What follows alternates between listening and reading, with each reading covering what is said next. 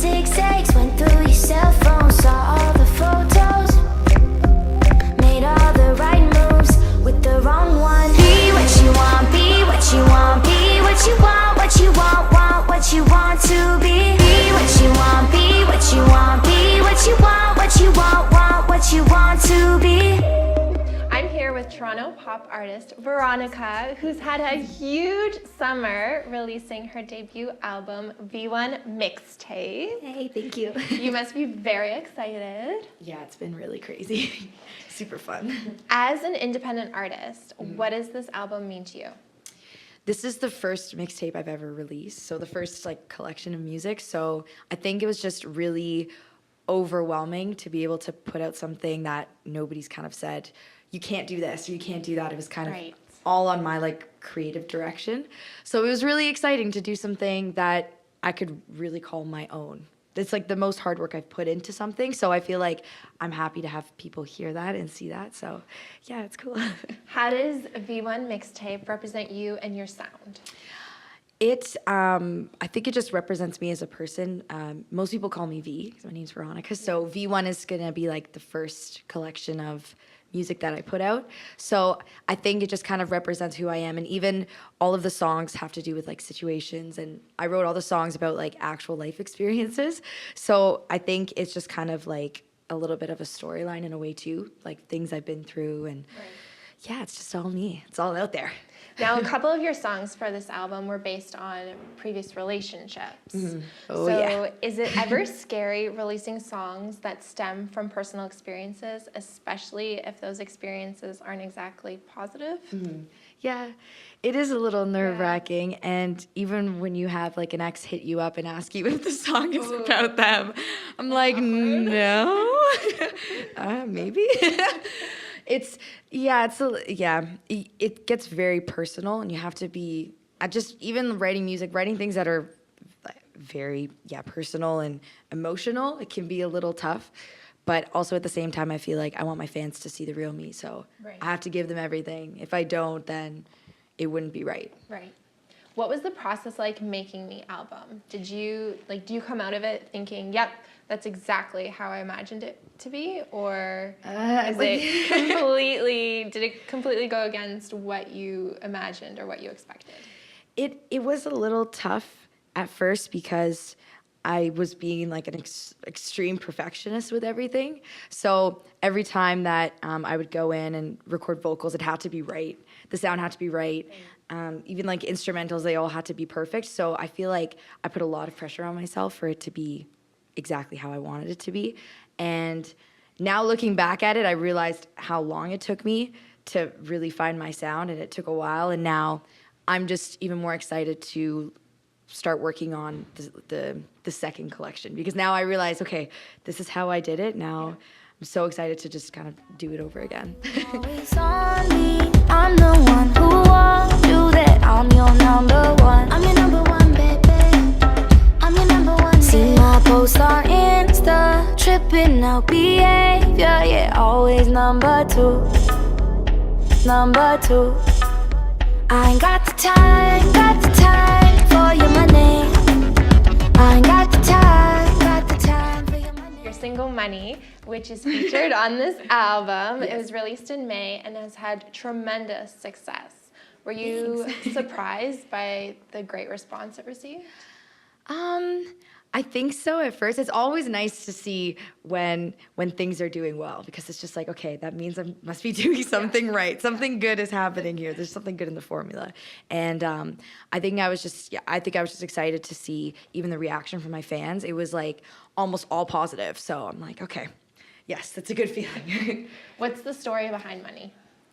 So it's actually really cool because Money kind of stemmed from this one night that I had in October when Four Corners, who's the DJ of the Raptors game, he told me that he was going to play one of my covers at the ACC. So I was like, okay, I have to go. So me and my producer went, and we heard him play it. And I guess not everyone kind of knew who it was, but we both knew that there was 20,000 people listening to the song that we did. So we're freaking out. And then my producer went home to the studio.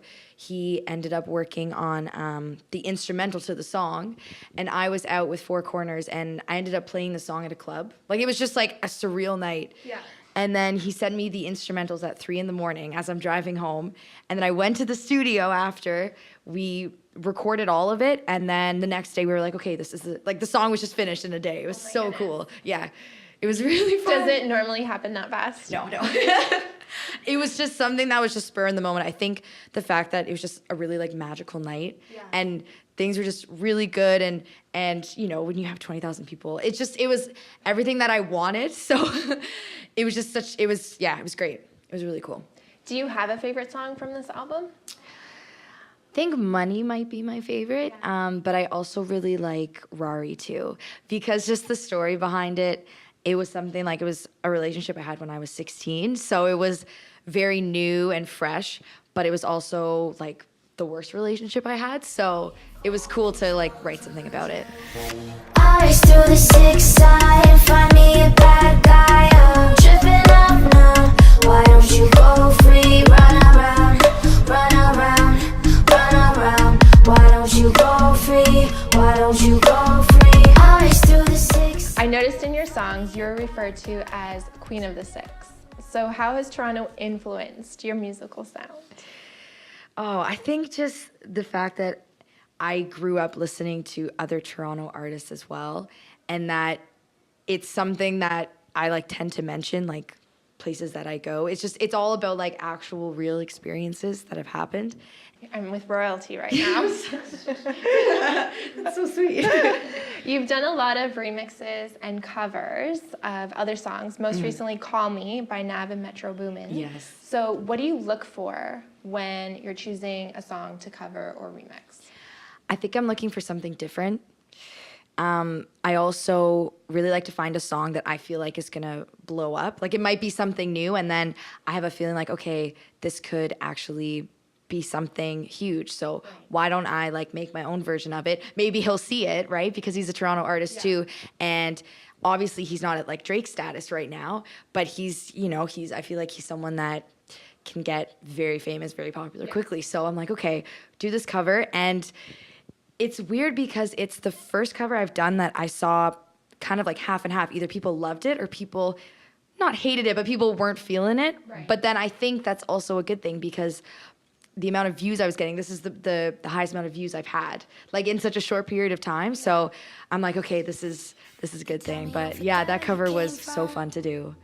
I regret what I came from in my old hood, moving like I got a vest on me. I'ma keep on winning, you should place your bets on me. I could open up a bakery, baguettes on me. Walking through the mall, I got a check on me. Designer look the best on me.